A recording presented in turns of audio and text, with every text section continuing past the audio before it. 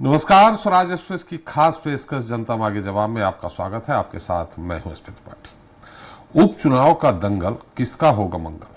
जी हां, केंद्रीय चुनाव आयोग ने मध्य प्रदेश और छत्तीसगढ़ में होने वाले उपचुनाव की तारीखों का ऐलान कर दिया है।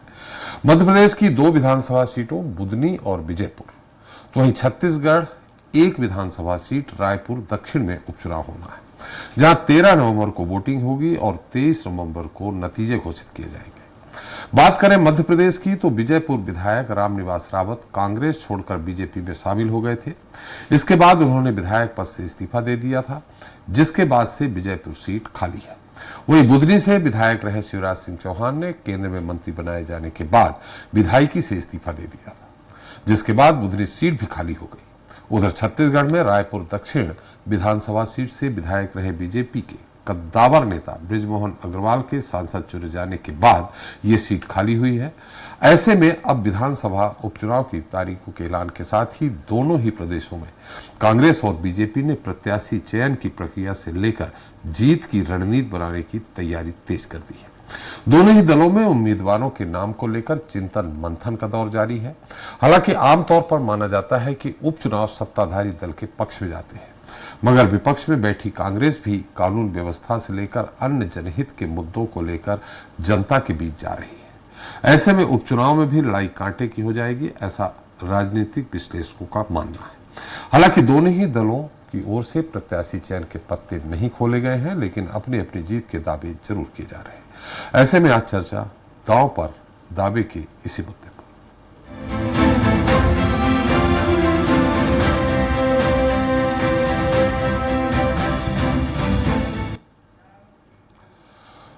तो रायपुर दक्षिण विधानसभा सीट पर होने वाले उपचुनाव की तारीख निश्चित हो गई है, जहां दोनों ही दलों के बीच प्रत्याशी चयन को लेकर मंथन का दौर भी शुरू हो गया है। दावेदारों के अपने अपने दावे हैं, लेकिन पार्टी अपने सर्वे के मुताबिक ही उम्मीदवारों का चयन करने वाली है। हालांकि रायपुर दक्षिण विधानसभा सीट भाजपा का गढ़ मानी जाती है, जहां से भाजपा के कद्दावर नेता बृजमोहन अग्रवाल लगातार 1990 से कमल खिलाने में कामयाब रहे हैं। ऐसे में माना यही जा रहा है कि इस क्षेत्र में बृजमोहन अग्रवाल की सहमति और असहमति पर पार्टी प्रत्याशी का चयन करेगी। इस पर चर्चा करेंगे, लेकिन हम देख लेते हैं एक खास रिपोर्ट। रायपुर दक्षिण का दंगल, किसका होगा मंगल? जी हां, रायपुर दक्षिण विधानसभा सीट पर उपचुनाव की तारीख का ऐलान हो गया है। इस सीट पर 13 नवंबर को उपचुनाव होगा और 23 नवंबर को नतीजे आएंगे। वैसे तो रायपुर दक्षिण बीजेपी का गढ़ माना जाता है, लेकिन कांग्रेस बीजेपी के इस किले को भेदने की जद्दोजहद में पूरी शिद्दत से जुट गई है। दरअसल साल 2023 के विधानसभा चुनाव में रायपुर दक्षिण सीट पर बीजेपी के कद्दावर नेता बृजमोहन अग्रवाल ने रिकॉर्ड मतों से जीत दर्ज कराई थी। उन्होंने कांग्रेस के महंत राम सुंदर दास को 67,919 वोटों से हराया था।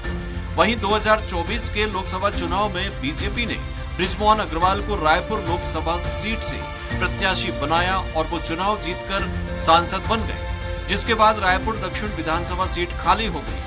ऐसे में अब कांग्रेस और बीजेपी दोनों दलों की निगाहें रायपुर दक्षिण के उपचुनाव पर टिकी है। बीजेपी ने रायपुर दक्षिण विधानसभा उपचुनाव के लिए दावेदारों के नाम तय कर हाईकमान के पास दिल्ली भेज दिए हैं। बीजेपी के इंटरनल सर्वे में जो नाम सामने आए हैं, उनमें संजय श्रीवास्तव, सुभाष तिवारी, केदार गुप्ता, अमित साहू और सुनील सोनी के नाम शामिल हैं। इनमें बृजमोहन की पसंद पर मोहर लग सकती है। न धर्म पर, न जात पात पर, न परिवारवाद पर।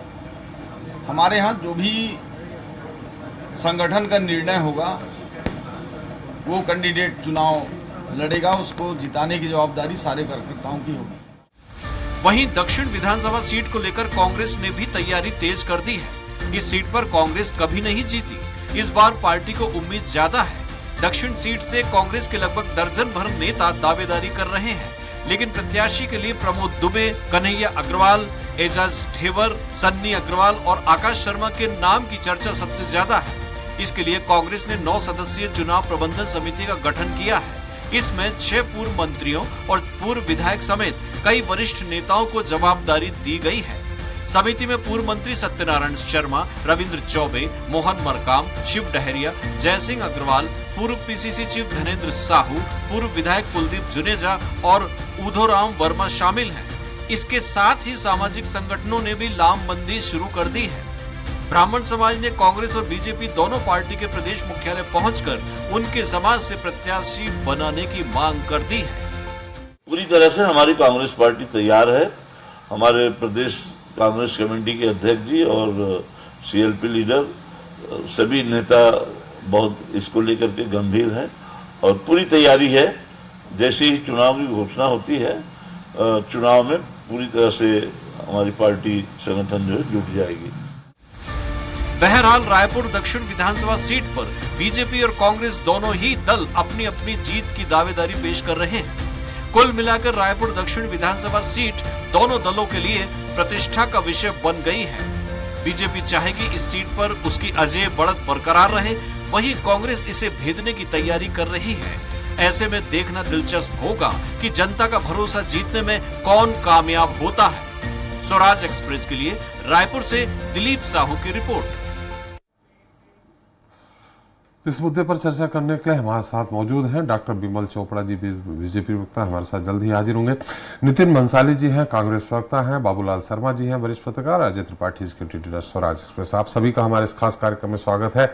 बाबूलाल जी, आपसे ही है, जिस तरह से 1990 से एक तरह, हालांकि परिसीमन 2008 में हुआ था तो थोड़ा बहुत क्षेत्र में अंतर आया था, लेकिन 1990 से लगातार बृजमोहन जी यहां इस सीट पर जीतते रहे हैं, अजय कही जाती। इन स्थितियों में आपको क्या लग रहा है कि क्या कांग्रेस यहां फाइट दे पाएगी?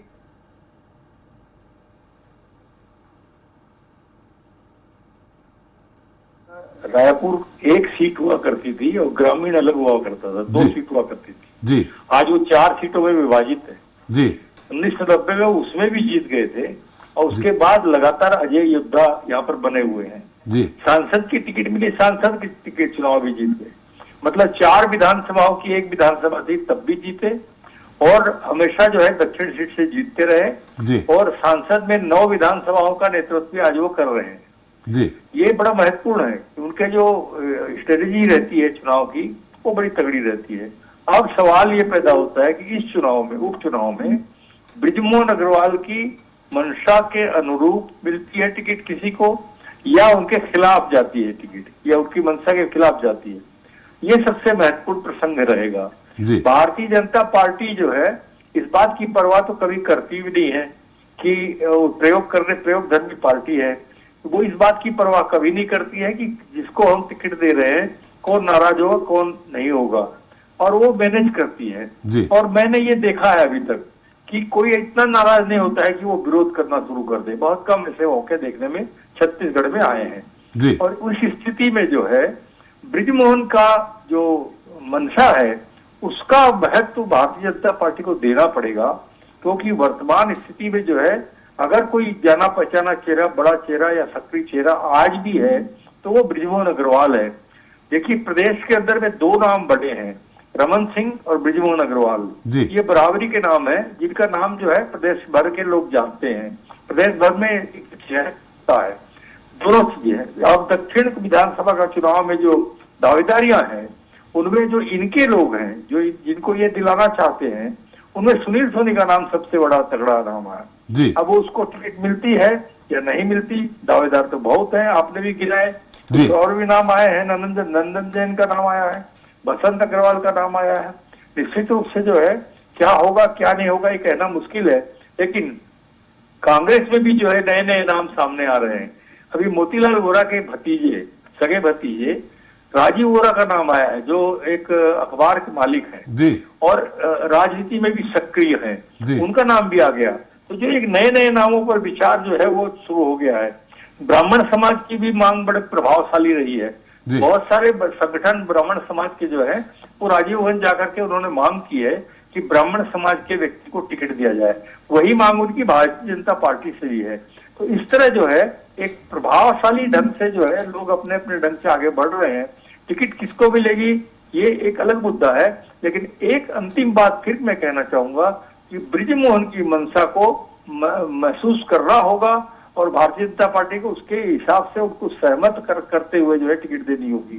जी, बिल्कुल, हम आपके पास आएंगे कि इसके बाद कि ये बीजेपी की सीट रही है या बृजमोहन जी की सीट बन के रह गई है, इन दोनों में अंतर क्या आएगा। क्योंकि मुझे ध्यान है 1990 में जिनकी टिकट काटी थी भारतीय जनता पार्टी, संभवतः बालू पटेल थे वो, उनकी टिकट काटी थी और वो विद्रोह करके चुनाव लड़ गए थे निर्दलीय के तौर पे, फिर भी बृजमोहन जी जीत गए थे। यानी भाजपा से ही प्रत्याशी थे 1990 में, उनकी टिकट काट दी गई, विद्रोह करके उन्होंने चुनाव लड़ा, लेकिन उनकी वो हार गए और बृजमोहन जीते थे। तो ये भाजपा की सीट रही है या बृजमोहन की बन के रह गई, हम आपके पास आएंगे जानेंगे।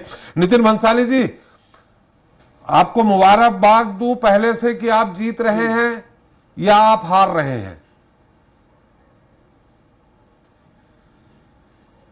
देखिए, हार और जीत जी, ये एक सिक्के के दो पहलू है। हम हमारा काम कर रहे हैं और निश्चित तौर पर सीधे बोलिए, हम जीत रहे हैं ना कि 1990 से सीधे बोलिए, मुबारकबाद कबूल कर रहे हैं, जीत रहे हैं जी। पूरी बात को जी नहीं, मुबारकबाद तो आपकी कबूल कर ही रहा हूं मैं, अपनी प्लानिंग भी बता दूं ना, नहीं तो आप बोलेंगे तो ऐसे ही बोल दिया इन्होंने, राजनीतिक लोग हैं। जी, हम जीत रहे हैं तो मैं प्लानिंग भी बता दूं आपको, तो मुझे लगता है ज्यादा बेहतर होगा। जी जी, देखिए, बूथ स्तर पर हमारी पार्टी इसमें फीडबैक ले रही है प्रत्याशी के संबंध में, उनकी रिपोर्ट को भी महत्व दिया जा रहा है। बूथ स्तर पर मिले फीडबैक को प्रदेश स्तर पर जो वरिष्ठ नेता है उनकी समिति रायपुर दक्षिण विधानसभा चुनाव के लिए बनाई गई है। लगातार सर्वे रिपोर्ट्स हैं या जो कैंडिडेट जो टिकट मांग रहे हैं उनके बायोडाटाज हैं, उनके पास्ट प्रेजेंट फ्यूचर में पॉलिटिकल क्या एक्टिविटीज रही हैं, इन सारी चीजों को देखकर ये निर्णय लिया जाएगा कि रायपुर दक्षिण विधानसभा में हमारा प्रत्याशी कौन होगा। बृजमोहन अग्रवाल निश्चित तौर पर एक अजय योद्धा रहे हैं, पर क्या होता है त्रिपाठी जी, कभी भी लड़ाई टफ होना तो लड़ने में बड़ा मजा आता है। अब देखना यह है कि हर बार बृजमोहन जी के साथ अन्याय हुआ है। जब भी हम देखें, मैं जब से राजनीति देखते आ रहा हूं बृजमोहन जी से, तो मैं बहुत जूनियर हूं जी। 2001 से मैं राजनीति में हूं, यूथ कांग्रेस की पॉलिटिक्स से राजनीति में आया हूं, तो मैंने लगातार देखा है कि बृजमोहन अग्रवाल जी के साथ कंटिन्यू अन्याय हुआ है जी। चाहे हम 2003 में नेता प्रतिपक्ष बनाने की बात, 2000 में या राज्य गठन होने पे नेता प्रतिपक्ष बनाने की मांग हो, हाँ 2000 में, उसके बाद चाहे विभागों के बंटवारे की बात हो भारतीय जनता पार्टी की सरकार बनने के बाद, चाहे संगठन का अध्यक्ष बनने की बात हो, चाहे कांग्रेस की सरकार बनने के बाद नेता प्रतिपक्ष बनने की बात हो, हर बार अन्याय किया गया। अभी भी विधानसभा की टिकट दी, मंत्री बनाया और 6 महीने में उन्हें कहा कि आप इस्तीफा दीजिए और लोकसभा लड़िए, तो मन व्यथित है, उनके कार्यकर्ता भी नाराज है। और मुझे इस बात को बोलने में कोई गुरेज नहीं है कि भारतीय जनता पार्टी के ही कार्यकर्ता और कई नेता हमें इस चुनाव में जिताने की पूरी मदद करेंगे। ये भी आप देख लीजिएगा जब आप विश्लेषण करेंगे तब, और एक मजबूत प्रत्याशी के साथ हम मैदान में उतरेंगे, क्योंकि मुद्दों की कमी नहीं है जी। ये शहर जो है ये चाकूपुर बन चुका है, राजधानी जो है, यहां पर आप रात के 10 बजे 9 बजे के बाद नहीं निकल सकते, ये स्थिति है। हमारी बहनों के गले से चैन खींच कर ले जाना, मंगलसूत्र खींच कर ले जाना, चोरी, डकैती, हत्या, ये लॉरेंस बिश्नोई और अमन साव, ये नाम तो हमने सुने नहीं थे त्रिपाठी जी। भाजपा की सरकार बनी तो ये नाम पता चल रहे हैं कि इस तरीके के अंडरवर्ल्ड डॉन है, और जो नॉलेज बढ़ गया ना आपका, गोलियां भाजपा सरकार बड़ी तो नॉलेज बढ़ गया आपका। ये बहुत मुद्दे हैं, और सबसे बड़ा मुद्दा त्रिपाठी साहब, सबसे बड़ा मुद्दा है महंगाई जी। आज टमाटर को ये स्थिति है कि भाजपा के राज में हम सेब समझ के खा रहे हैं, हमारी थालियों से सारी सब्जियां, भिंडी, गोभी, आलू की सब्जियां गायब हो चुकी है। खाने के तेल से लेकर हम कहें जब बच्चे के जन्म से लेकर मरने के कफन तक के सब कुछ महंगा हो गया है, सब पे जीएसटी लगा दिया है। तो ये बहुत सारे मुद्दे हैं और इन मुद्दों को लेकर हम अच्छी फाइट करेंगे और इस बार इस किले को भेदेंगे। चलिए, बहुत अच्छी बात है। आपकी पूरी बातों से मुझे लग रहा है कि कांग्रेस अपने मुद्दों पे नहीं बल्कि बृजमोहन अग्रवाल जी के सहारे सोच रही है कि हम चुनाव जीत जाएंगे। हमारे साथ धीरज जी हैं, विमल चोपड़ा जी हैं। विमल जी, मेरी आवाज आ रही है आपको? जी आ रही। विमल जी, देखिए, अभी नितिन भंसाली जी ने बड़े जोर शोर से कहा कि बृजमोहन, उनको बहुत कष्ट है, बृजमोहन जी के साथ बहुत अन्याय हुआ है, ऐसा उनकी बातों से लगा, बहुत व्यथित हैं वो, और उनके कार्यकर्ता भी उनके साथ व्यथित हैं। अब इन स्थितियों में अभी बाबूलाल शर्मा जी को आपने सुना हो या नहीं, पर मैं आपको बता दूं, उन्होंने कहा कि हाँ, बृजमोहन जी की मनसा बहुत मायने रखती है। जब रायपुर में 1 सीट थी, परिसीमन 2008 में हुआ तो 4 सीटें हो गई, तब भी वो जीते थे और अभी भी लगातार जीतते रहे। और वोटों का अंतर जो विधानसभा में 67,000, फिर लोकसभा में 5 लाख से ऊपर, वो कहीं ना कहीं इस बात को इशारा करता है कि बृजमोहन जी की अपनी व्यक्तिगत छवि भी है। इन स्थितियों में उपचुनाव है, कहा जाता है सत्ताधारी दल का उपचुनाव होता है। आप महंगाई मुद्दा, कानून व्यवस्था का मुद्दा इस समय हावी है, ये कांग्रेस का कहना है, नीतीश जी का। इन परिस्थितियों में आप जीत का कैसे दावा कर रहे हैं? देखिए, भारतीय जनता पार्टी किसी भी चुनाव को हल्के में नहीं लेते हैं जी। शायद नितिन जी एक बात भूल गए हरियाणा चुनाव के बाद जी कि इनका ये मुद्दा पता नहीं कि संविधान भाजपा खत्म कर देगी, आरक्षण खत्म कर देगी। जी। ये मुद्दा तो अब कांग्रेस के स्मृति पटल से खत्म हो गया जी। हरियाणा में भी कांग्रेस ने महंगाई है, बेरोजगारी है, बहुत चिल्लाया जी। लेकिन भारतीय जनता पार्टी पिछले बार से भी ज्यादा सीटें लेकर के हरियाणा में काबिज हुई। कश्मीर में भी भारतीय जनता पार्टी काफी अच्छी पोजीशन में रही। और कश्मीर में कहां अच्छी पोजीशन में रही? कश्मीर में 25 से 29 हो गए आप, और 29 सीटें जो हुए वो बता दूं मैं आपको, 37 से आपने 43 सीटें जम्मू संभाग में कर दी थी, वही 3-4 बढ़ गई आपकी। देखिए, हम बढ़ गए, 3 सीटें बढ़ी। इन कठिन 4 परिस्थितियों सीटें में बढ़ी भी हैं आपकी। भारतीय जनता पार्टी की सीटें बढ़ी वहां जी। और जहां तक बृजमोहन जी की बात है, वो अजात शत्रु है जी। किसी पार्टी में उनका कोई दुश्मन नहीं है, सब उनके मित्र हैं जी। और दक्षिण में उनकी व्यक्तिगत लोकप्रियता रही है, इससे कोई इनकार नहीं। लेकिन बृजमोहन जी ने कभी भी पार्टी के विरोध में काम नहीं किया। जैसा भी उनको सम्मान मिला हो, वो पार्टी के साथ कंधे से कंधा मिला करके चलते रहे हैं जी। और आज भी जो है उनकी मंशा बहुत महत्व रखती है। लेकिन पार्टी का जो निर्णय होगा, जो हमारे हाईकमान का निर्णय होगा, उसको बृजमोहन जी मानेंगे। और मैं दक्षिण का चुनाव संचालक रहा हूं। पिछले चुनाव में सबसे ज्यादा वोट से छत्तीसगढ़ में जो है वो भारतीय जनता पार्टी ने बृजमोहन जी की सीट जीती है जी। अभी लोकसभा में भी भारी मतों से जीत हुई है और पूरा दक्षिण विधानसभा मैंने घूमा जी। वहां भारतीय जनता पार्टी के प्रति लोगों के मन में एक श्रद्धा है, एक उमंग है, एक उत्साह है। प्रत्याशी कोई भी हो, जीत भारतीय जनता पार्टी की होगी। लेकिन भारतीय जनता पार्टी किसी भी चुनाव को हल्के में नहीं लेती।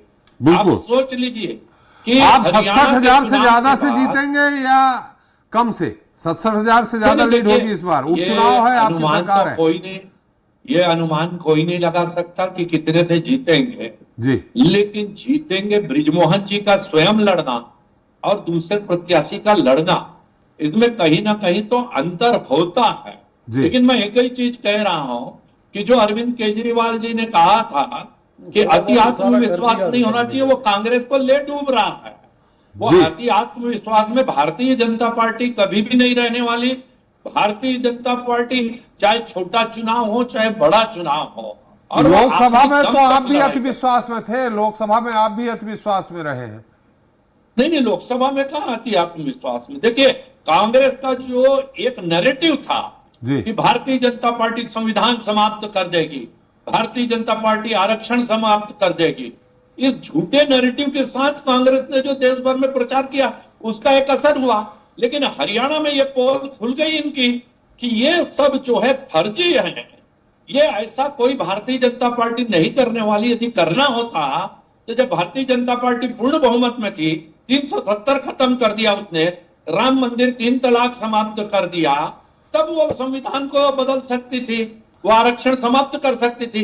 लेकिन अब ये कांग्रेस की पोल खुल गई, इसलिए कांग्रेस का कोई भी प्रवक्ता आज वक्तव्य देता है तो वो संविधान बदलने की और आरक्षण समाप्त करने की बात को भूल कर भी हाथ नहीं लगाता। चलिए, अच्छी बात है, हाथ नहीं लगाए। बंसाली जी, हाथ मत लगाइए इन सब चीजों को। एक बार अजय त्रिपाठी जी आपकी टिप्पणी, फिर बाबूलाल जी के पास फिर से जाएंगे जी। देखिए, रायपुर दक्षिण विधानसभा सीट का जो कैरेक्टर है, जो 1990 से हम लोग देख रहे हैं, बृजमोहन अग्रवाल जी का जो कैरेक्टर, जो विमल जी बात कह रहे थे कि हम लोग भी मेरे ख्याल से 1990 से बृजमोहन जी के टच में हैं। जब वो पहली बार जीत के आए, वो मंत्री बने संस्कृति और पर्यटन विभाग के, तब से हम लोग भी उनके टच में। बृजमोहन जी का अपना एक काम करने का अंदाज है। वो नाराज, देखिए पार्टी में इस बात से मैं सहमत नहीं हूँ कि उनके साथ नाइंसाफ़ी नहीं, स्वाभाविक रूप से जो भंसाली जी कह रहे हैं नाइंसाफ़ी तो बहुत हुई है ब्रजमोहन जी के साथ। उसके बाद भी बहुत सारे कार्यकर्ता ऐसे पार्टी के जो समर्पण हैं और ब्रजमोहन जी उन नेताओं में, तो मुझे लगता है, मुझे नहीं लगता कि कांग्रेस चाहे जितने दावे कर ले या कितने दाव चल ले उसमें कोई फ़ायदा ब्रजमोहन जी की पसंद का प्रत्याशी हो तो भी और ब्रजमोहन जी की पसंद का प्रत्याशी ना हो तो भी मुझे लग रहा है कि फिलहाल जो परिस्थितियां दिख रही हैं, पॉलिटिकल स्थितियां दिख रही हैं, जो सिनेरियो दिखाई पड़ रहा है उसमें मुझे लग रहा है कि बीजेपी का दांव ज़्यादा वहाँ मजबूत दिखाई पड़ रहा है। जी बाबूलाल जी, जाने के पहले मैंने पूछा था कि ये भाजपा की सीट है या उसको ब्रजमोहन जी ने उस सीट को गढ़ बना दिया है? देखिए, भारतीय जनता पार्टी की ही सीट थी जी, ये बात बिल्कुल सत्य है जी, लेकिन जब टिकट ब्रजमोहन जी को दिया गया और वो भारी बहुमत से जीते, उसके बाद सने सने जो व्यवहारिक स्तर पर, भावनात्मक स्तर पर और व्यवसायिक स्तर पर ये सीट ब्रजमोहन अग्रवाल की अपने प्रभाव वाली सीट हो गई। धीरे धीरे हुआ, लेकिन हुआ। इतने व्यवहारिक हैं, मैं आपको एक उदाहरण बताता हूं। एक दिन 22 शादियां थी और वो व्यक्ति जो है रात के 2 बजे तक 22 की 22 शादियों में पहुंचा जरूर।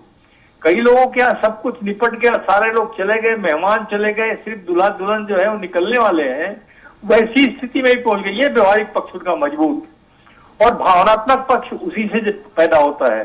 जब आप किसी के दुख सुख में जाके खड़े होंगे तो एक भावनात्मक पक्ष पैदा होता है, परिवार का आदमी समझने लगते हैं। ब्रजमोहन को लगभग वही स्थिति यहाँ पर उन्होंने निर्मित की है अपने व्यवहार से, अपनी व्यवहार कुशलता से।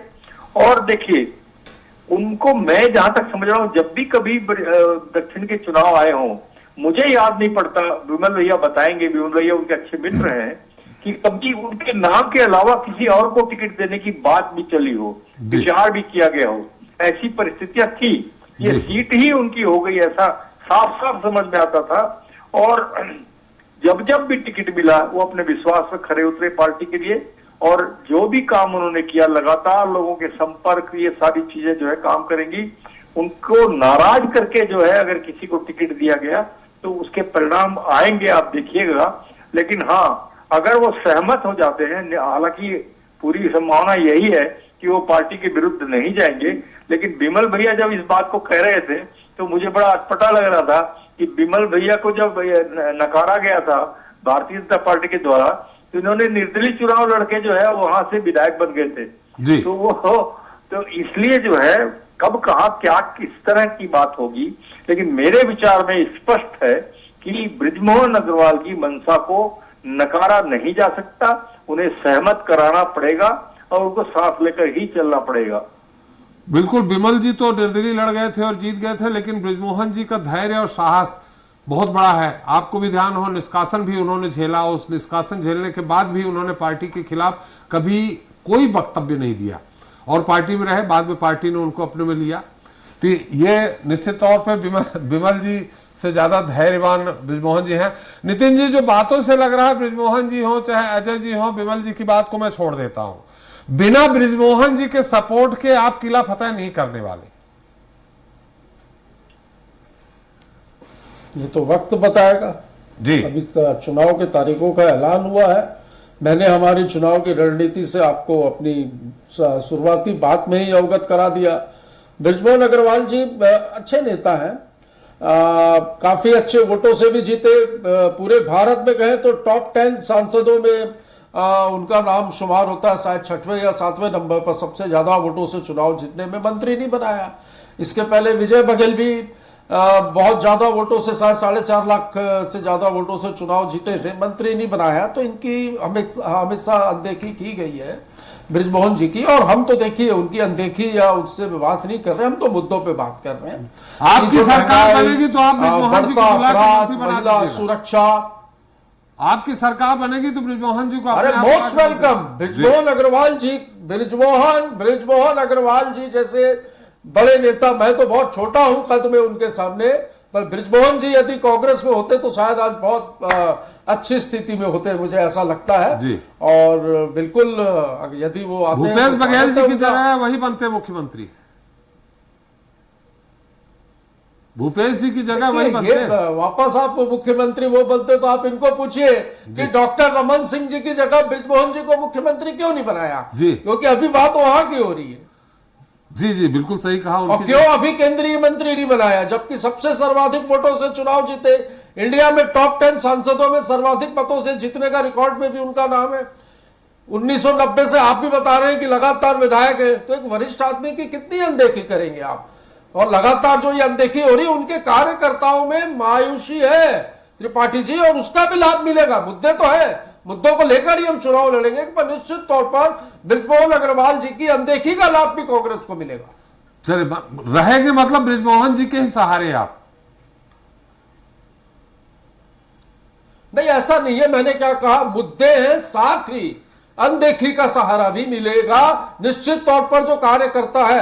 अरे आज तो मुझे बड़ी हंसी आ रही थी, इनके विधायक जो है वो मध्य प्रदेश के अजय बिश्नोई, वो कह रहे थे कि वो ठेके पे सदस्य बनाए जा रहे हैं, और कई नेता अपना नाम ऊपर बढ़ाने के लिए ठेकेदारों को वो दे रहे हैं, ठेका दे रहे हैं कि भाई आप मेंबरशिप करवा के दो, तो हम बताएंगे हमने 50,000 सदस्य बनाए, 20,000 सदस्य बनाए। तो कोई फोन वोन है तो थोड़ा त्रिपाठी जी सावधान रहिएगा, आप फोन उठाते ही कहीं आप भी भाजपा के सदस्य मत बन जाए, बाबूलाल जी भाजपा के सदस्य मत बन जाए। अब विमल भैया तो है ही, त्रिपाठी जी पे भी, अजय त्रिपाठी जी पे भी ये खतरा बना हुआ है। तो ये फर्जी मेंबरशिप के सहारे जो ये कहते हैं ये हम कार्यकर्ताओं की फौज है, और ये सब इस बार ध्वस्त होगा, और किला जो है हम पता करेंगे। 50 लाख का लक्ष्य 60 लाख का है, 36 दिन में 36 लाख सदस्य बना गए, और आपके 17 लाख के ही करीब सदस्य हैं, तो इसलिए थोड़ा जितनी जनसंख्या नहीं है उससे ज्यादा बना सकते हैं ये जी जो जन्मे नहीं है उनको भी सदस्य बना सकते हैं, इनके पास बड़ी आधुनिक तकनीकी है।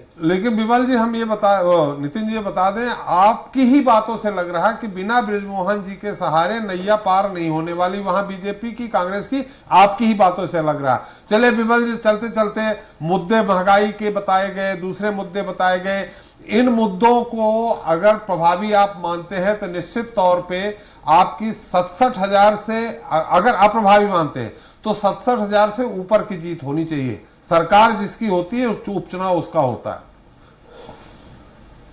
नहीं, देखिए ऐसा है त्रिपाठी जी, दावे प्रति दावे तो ये बेकार की बातें हैं जी, लेकिन आज के परिदृश्य में स्पष्ट है कि भारतीय जनता पार्टी दक्षिण का चुनाव जीत रही है जी, कि कांग्रेस चारों तरफ से निराश है जी। लोकसभा चुनाव के बाद जो लोग 99 सीट पाए थे, कूद कूद के बोल रहे थे, वो आज शांत है।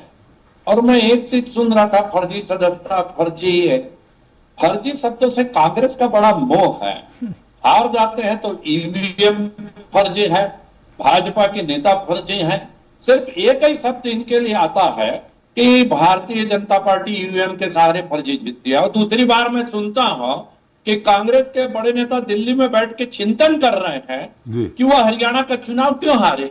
अरे एक तरफ आप बोलते हो ईवीएम में घपला हुआ, तो आपकी समीक्षा तो हो गई, उसके बाद काहे को बैठने की जरूरत है आपको।